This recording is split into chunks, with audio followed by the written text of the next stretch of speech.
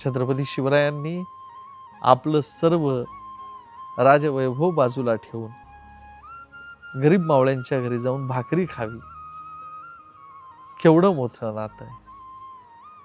जगद्गुरु संत तुकाराम महाराजांना छत्रपती शिवाजी महाराज भेटायला गेल्याच्या नंतर महाराजांनी तुकाराम महाराजांचं दर्शन घेऊन त्यांच्या समोर लीन झाले.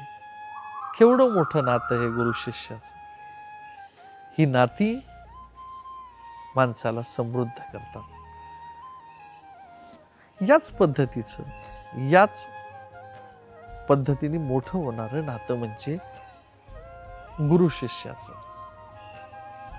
आपल्या जीवनात आपल्याला एक मार्गदर्शक असावा आणि तो मार्गदर्शक वेळोवेळी आपल्या चुकीच्या गोष्टींमध्ये आपल्या डोळ्यात अंजन घालणारा असावा. खरा मित्र कोण? तुमच्या सोबत राहणारा. खरा मित्र कोण? तुमच्या सोबत जेवायला येणारा. खरा मित्र कोण?